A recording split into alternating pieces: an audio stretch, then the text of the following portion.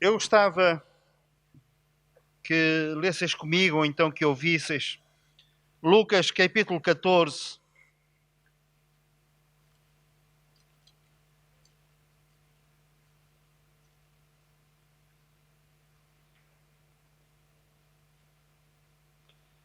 E vamos ler do versículo 28 até ao versículo 30.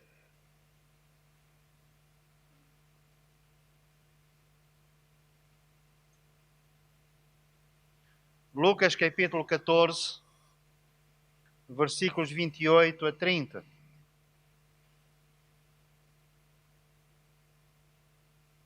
Jesus disse: Qual de vós, pretendendo construir uma torre, não se assenta primeiro para calcular a despesa e verificar se tem os meios para a concluir?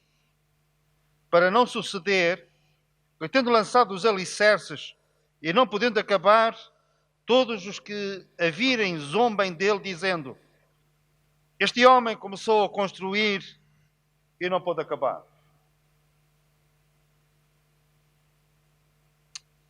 Antes de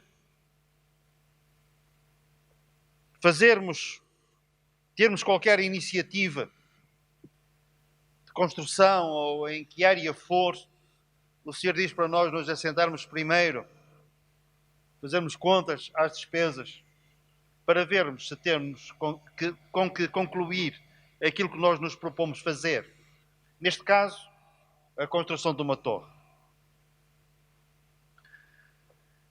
Quando o Senhor colocou no nosso coração começarmos esta igreja, uma das coisas que nós fizemos foi nos assentar e fazer contas. E deixar sempre um espaço para a fé, aquilo que nós costumamos chamar território divino. E, acima de tudo, nós estabelecemos propósitos, objetivos. Tínhamos vários focos, não muitos, para não nos dispersarmos. Mas nós tínhamos objetivos que nós tentamos, à medida que o tempo ia passando, nós tentamos alcançá-los. Uma das coisas durante estes quase 20 anos que nós começamos esta igreja, uma das coisas que eu tenho notado é que nós facilmente perdemos o foco. Se nós não nos assentarmos de quando em vez para analisarmos, para fazermos uma análise retrospectiva, no fundo, para nos assentar e fazer contas, facilmente, aos poucos e poucos, nós nos vamos desviando. E perdemos de vista aquilo que nós inicialmente tencionávamos fazer.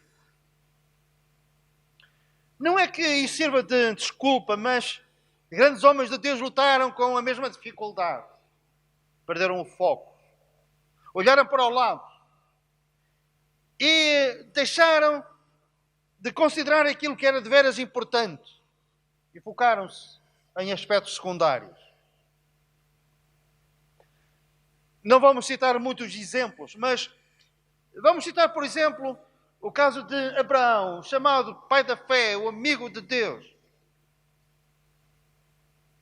Dele, isso não era expectável. Poderíamos pensar que seria possível com outros homens, com outras pessoas.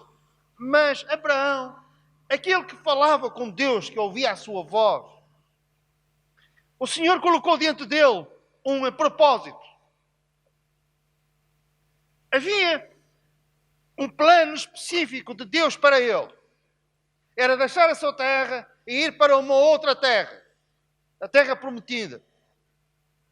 E o Senhor disse claramente que este era o objetivo. Chegar a essa terra e permanecer ali. Nada mais claro. E Abraão fez isso. Com mais ou menos dificuldade, obstáculos que se foram deparando, mas ele chegou à terra prometida. Mas uma lição que ele ainda não tinha aprendido é que nós, mesmo estando no centro da vontade de Deus, isso não significa que não haja dificuldades e que não haja inimigos. Por exemplo, era da vontade de Deus que os discípulos entrassem no barco porque Jesus mandou que eles entrassem. E que fossem para o outro lado do lago. E levantou-se uma grande tempestade e o barco quase que se afundava. Mas eles estavam no centro da vontade de Deus, estavam em obediência. Sim, estavam. Mas mesmo estando em obediência, nós não estamos libertos das tribulações e das tempestades da vida. É um teste à nossa fé, é um teste à nossa submissão ao Senhor. E Abraão chega lá à terra e havia inimigos na terra. Inimigos. Então, mas a terra que mana leite e mel tem inimigos. E mais, e havia fome na terra. E Abraão muda de ares, muda de ideias e desce para o Egito.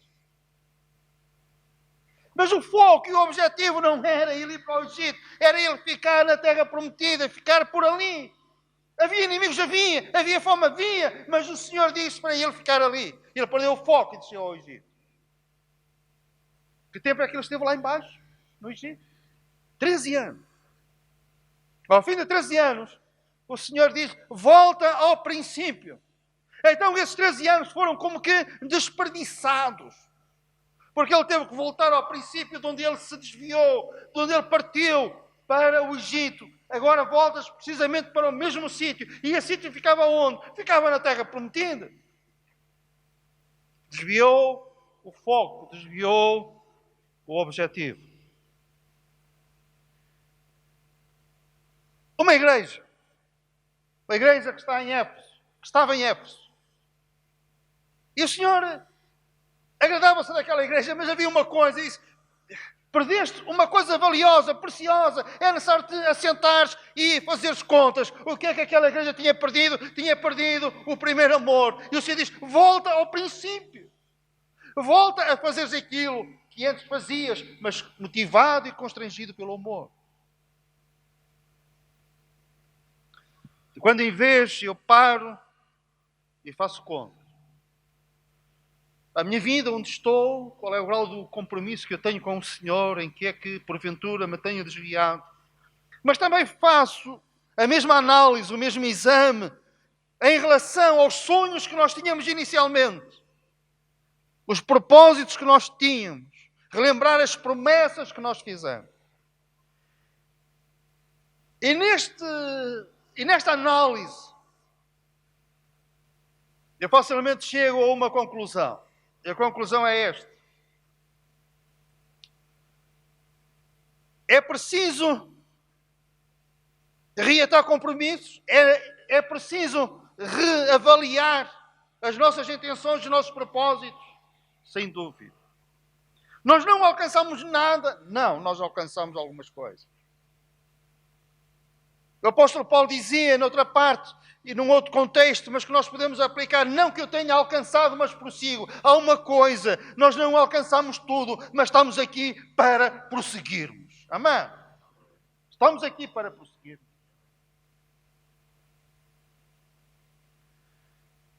E se for necessário, e é necessário com certeza, reequilibrarmos aquilo que porventura esteja desequilibrado. Melhorar aquilo que porventura necessite ser melhorado. E nós, desde o início, nós estabelecemos alguns objetivos, metas que nós queríamos alcançar. E quero-vos relembrar esses primeiros tempos que nós abrimos a igreja. Relembrar àqueles que estiveram desde o início connosco. E ao mesmo tempo também mostrar àqueles que, à medida que o tempo passa, se têm juntado a nós. E nós queremos trazer novamente à memória a visão que nós tínhamos e que o Senhor nos deu. E uma vez mais reforçar o pensamento e os objetivos que nós temos em relação a esta igreja. E se em algumas áreas nós temos necessidade de voltar ao princípio, pela graça de Deus, nós voltaremos ao princípio. E nós queríamos construir uma igreja onde se adorasse a Deus em espírito e em verdade. Uma igreja de adoradores. Eu lembro-me que nós dizíamos muitas vezes e pregávamos dizendo que o Pai busca adoradores que o adorem em espírito e em verdade, disse Jesus. E que esses adoradores seriam encontrados aqui. Amém. Pela graça de Deus, ao longo dos anos, nós temos experimentado isso. Nem sempre, mas muitas vezes. E neste lugar e nesta igreja, nós temos adorado o Senhor em espírito, sabendo que Ele está cá, como nós ouvimos hoje. E em verdade. Em verdade, porquê? Porque nós nos deixamos orientar por aquilo que a palavra de Deus ensina. E nós, pela graça de Deus, apesar da nossa fraqueza, nós não perdemos uma coisa que convém que nunca percamos. Que é sermos ensináveis. Passam-se os anos. E continuamos a viver a nossa vida cristã na qualidade de discípulos, aquele que aprende. E adoramos a Deus em espírito e em verdade, porque queremos conhecer mais da palavra de Deus. E é uma necessidade. Deixai-me e permitem-me este desabafo. Há poucos dias atrás, eu estive como assistente, porque era necessário estar, numa reunião em que uma entidade religiosa, considerada cristã, tinha o seu culto, tinha uma das suas reuniões, e eu estive ali.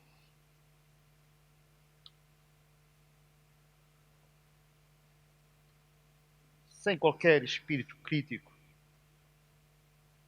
Mas estava tanto a ouvir.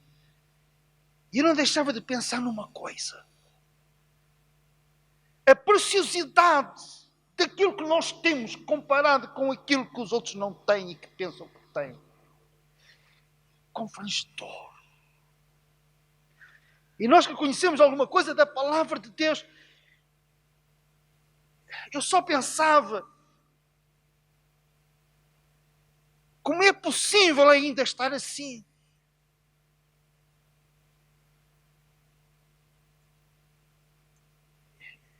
Dei graças a Deus por aquilo que nós sabemos, por aquilo que nós conhecemos de Deus. Não que nos estejamos aqui a comparar, mas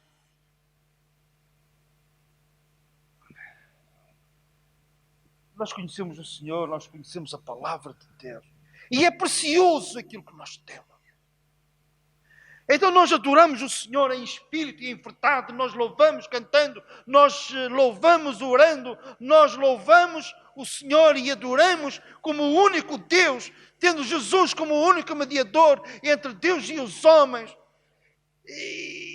E nós sabemos, nós conhecemos a história do Calvário, a razão da morte e a ressurreição do Senhor Jesus. E isto tem consequências para nós, para a vida e para a eternidade. E nós sabemos onde estamos e para onde vamos.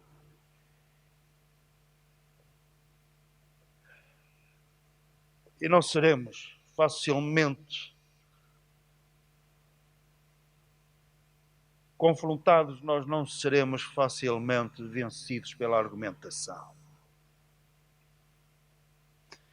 Pisamos o terreno firme da palavra de Deus, das promessas de Deus. Nós adoramos a Deus em espírito, sem imagens, sem mais nada a não ser a nossa fé, mas nós associamos a esta adoração em espírito, nós associamos a verdade de Deus, a verdade da Sagrada Escritura. E sabem uma coisa, eu sei que um dia na presença de Deus, nós não seremos envergonhados, não seremos envergonhados.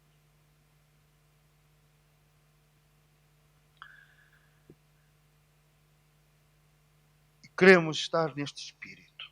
Temos o privilégio de termos um grupo de louvor, aliás, 2 grupos de louvor, que são uma mais-valia na nossa igreja. É uma coisa que eu reparo. Sabem o que é que eu admiro? entre outras coisas. Eles já sabem, conhecem as músicas todas. E todos os domingos, e agora também à semana, o grupo de jovens vem a ensaiar. Eu às vezes eu ponho-me assim a pensar, não era preciso. Timóteo sai de casa, onde é que vais? Não? Vou para o ensaio. Não era preciso. Mas para eles é preciso porque querem fazer o melhor possível. É compromisso com a adoração, com o louvor. E nós assentamos nisto. Um dos objetivos da adoração. Segundo, o objetivo, evangelizar. Nós necessitamos de fazer isto. Evangelizar como igreja. E neste lugar, como nos outros dois lugares por onde nós passamos primeiro, nós pregamos o Evangelho da graça de Deus.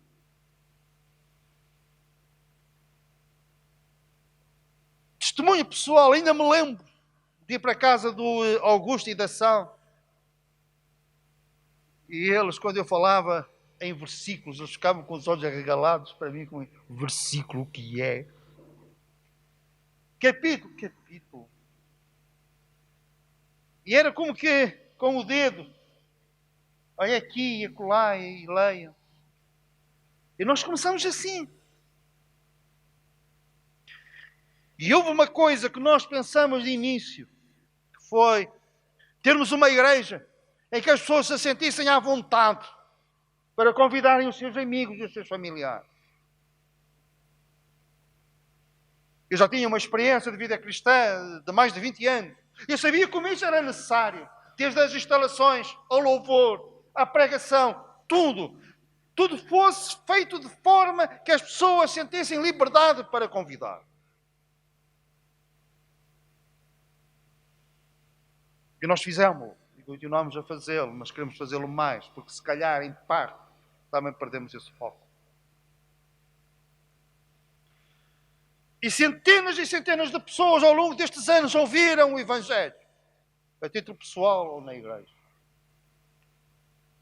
Uns aceitaram, outros não aceitaram. Mesmo assim, muitos chamados, poucos escolhidos, poucos ficam.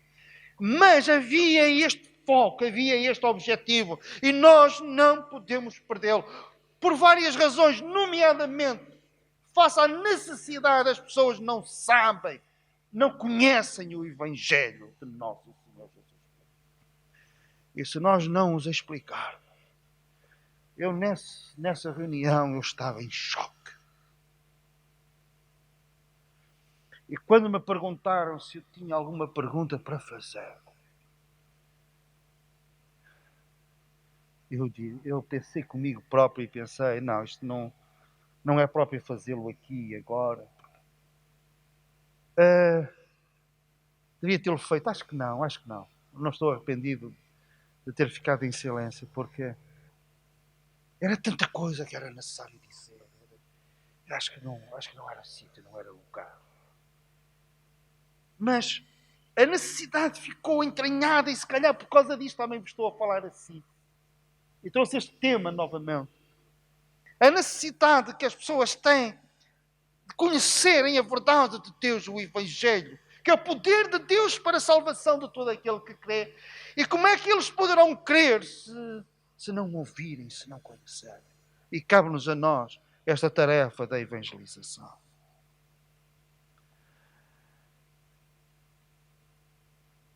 E nós, ao longo dos anos, temos pregado o Evangelho com a liberdade que o Espírito de Deus nos tem dado. Vós e eu temos evangelizado pessoalmente a muitos. E temos que fazer cada vez mais aquilo que a mulher samaritana fez quando encontrou Jesus, ou melhor, quando ela foi encontrada por Jesus junto ao poço, que convidou os vizinhos dizendo, vinde e vede. E nós podemos convidar, se não tivermos conhecimento para mais, e dizermos, vinde e ouvi o Evangelho. Nós, no nosso relacionamento com Deus, nós temos duas dívidas para com Deus. Uma foi paga, a outra ainda está em débito. Qual é que foi paga? A dívida dos nossos pecados foi cancelada. E cito a palavra de Deus em Colossenses capítulo 2 que diz: e Ele cancelou o escrito de dívida que era contra nós. Devido ao perdão de Deus, devido ao sangue derramado na cruz, no qual nós confiamos, que nos purifica de todo o pecado. Já não resta mais sacrifício pelo pecado, porque não há necessidade de um outro sacrifício. A dívida dos nossos pecados foi saldada completamente, até ao último pecado na cruz do Calvário. Isto faz parte do Evangelho. Mas há uma dívida que não está paga. O apóstolo Paulo dizia: eu sou devedor, tanto a gregos como a bárbaros, tanto a sábios como a ignorantes.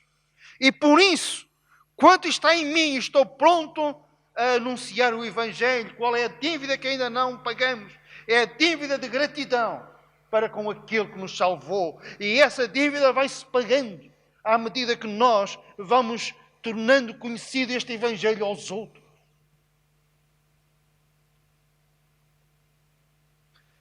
E Paulo nunca perdeu a noção de que tinha esta dívida para pagar. E é uma dívida que nós jamais conseguiremos pagar. Somos devedores aos outros o conhecimento deste Evangelho. Porque eu estou certo de uma coisa. Se não for eu, se não for cada um de vós a elucidar aqueles que estão junto de vós, eles não vão ter conhecimento deste Evangelho. Ponto. O que está à volta não lhes vai ensinar. Por eles próprios, provavelmente não chegarão lá. Restamos nós. Restamos nós. Cada um de nós. E o apóstolo Paulo estava consciente disso. Dessa dívida. E um outro ponto, estamos quase a acabar. Nós não somente tínhamos em mente a salvação daqueles que nos ouviam, a quem nós íamos testemunhando, mas também tínhamos um outro objetivo. Que as vidas fossem não somente salvas, as almas salvas, mas também as vidas transformadas. E se calhar precisamos de fazer contas, nos assentarmos e fazermos contas em relação ao modo como estamos a viver o nosso cristianismo. Afinal, o que é que mudou em nós? O vinho novo colocado em odres novos. Temos os odres novos. Precisamos de uma vida, do vinho novo colocado nesses odres novos. Isto implica mudança.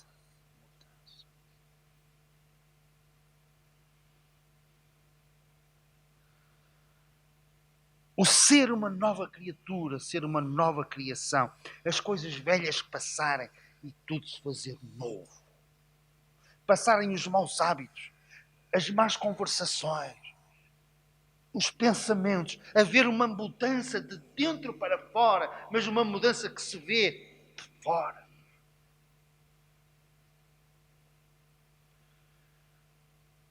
Um dos maiores obstáculos que há na proclamação e na aceitação do Evangelho são dois. Pode haver mais. Deixa-me identificar apenas estes dois. É um dia pôr mão ao arado e depois voltar para trás, desistir. Isso é uma pedra de tropeço para muitos. Porquê? Porque aqueles que sabem pensam assim. Afinal, o Evangelho não resulta.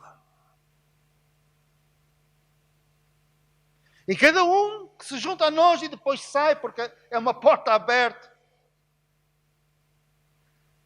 Para mim é uma doença de alma. Não somente porque perdemos uma ovelha, mas acima de tudo, porque passa esse testemunho de que o Evangelho, afinal, não tem atração suficiente para nos mantermos no Evangelho. Uma outra pedra de tropeço. É nós, como filhos de Deus, como crentes, não termos um comportamento condizente com aquilo que nós somos em Cristo. E precisamos de recalibrar o foco. E dizer, Senhor, Pela tua graça eu sou santo, mas quero viver como um santo. Santificação prática. O apóstolo Paulo escreve aos Tessalonicenses e diz que eles se tinham convertido dos ídolos e nós viemos de lá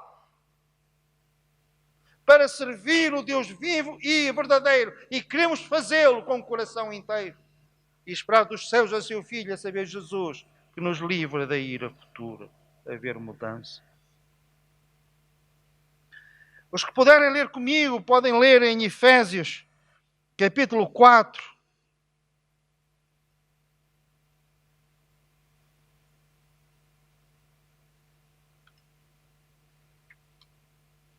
Efésios, capítulo 4.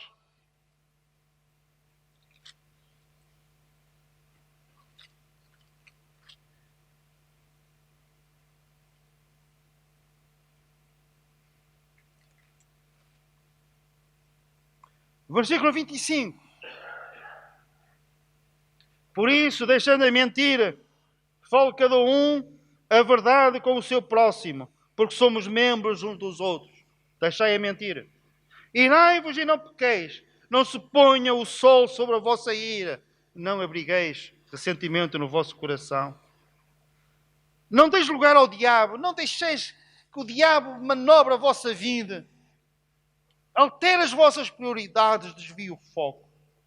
Aquele que furtava, não furte mais.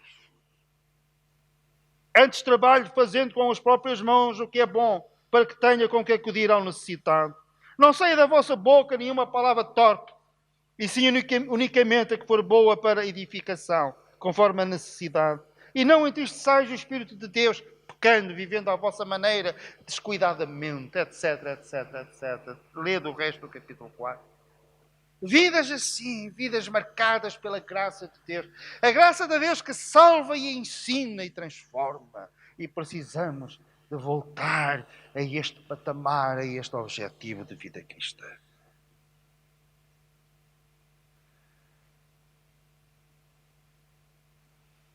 E finalmente, nós pensamos em tornar a igreja um lugar seguro e amoroso, onde eu participo servindo, onde eu venho para dar e para receber, não somente para receber, mas também para dar.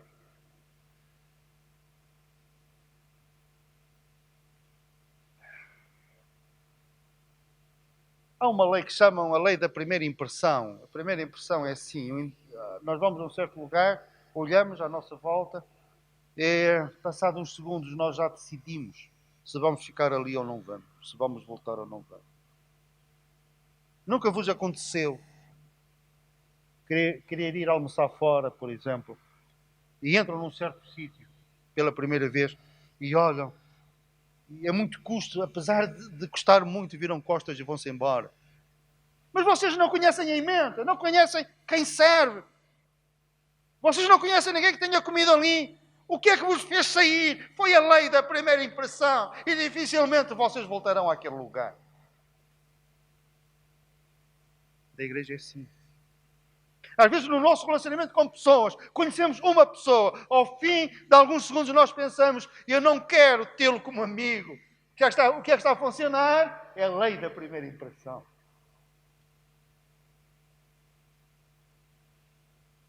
Um jovem conhece uma jovem, ou vice-versa. Alguém até disse qualquer coisa positiva acerca dela, e ele foi-se a falar com ela, e ao fim de alguns segundos ele pensa assim, jamais casarei com ela, prefiro ficar solteiro o resto da vida. E entretanto sai o Totoloto, ou uma coisa qualquer, ou Euromilhões a essa jovem. E ele diz, ela podia estar carregada de ouro, que eu não me casava com ela. Porquê? A lei da primeira impressão. Se calhar alguns casavam, mas isso é outra história. Só entrar aqui. Primeiro culto. Agora é mais difícil, temos as máscaras. As pessoas nem sabem se nós estamos a rir, se estamos carrancudos ou não. Olha, também tem as suas vantagens, não é? Tem as suas vantagens. Nós aqui é que temos de estar expostos. Mas a pessoa entra. Olha, passou por mim, ignorou-me. Nem bom dia, nem boa tarde.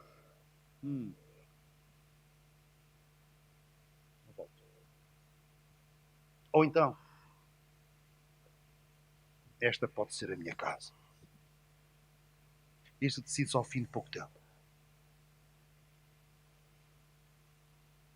E depende da nossa postura. Não somente aquilo que a gente diz, não somente do pregador, nem somente do grupo de louvor. É o nosso posicionamento. A rainha da Etiópia que visitou Salomão, ela ficou impressionada com muitas coisas. Com o rei Salomão, com as riquezas que havia ali naqueles palácios. Mas houve uma coisa. Ela não se esqueceu. Quando ela se sentou a fazer as contas, ela disse, e há aqui uma coisa. É a postura dos teus servos, como eles servem. Era fácil ela esquecer no meio daquela opulência, daquela riqueza, perante a sabedoria de Salomão. Ela podia ficar apenas confinada, concentrada numa coisa. É Salomão e o palácio. Mas ela fala no modo como os outros serviam.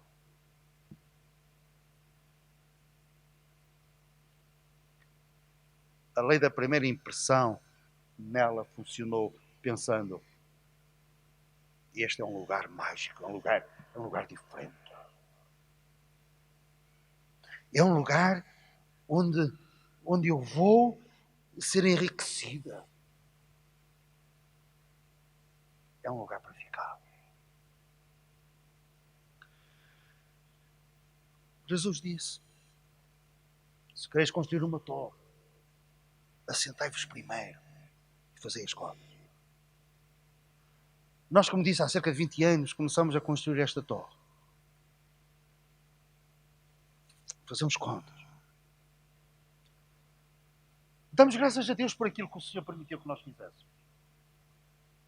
Mas há espaço, muito espaço, para melhorar, recalibrar o foco, o objetivo, o compromisso. Na área da adoração, nós todos sermos adoradores. Da evangelização, mudança, transformação de vida, santificação prática. E aquilo que nós podemos receber nesta igreja e dar a esta igreja. Amém? O Senhor nos abençoe.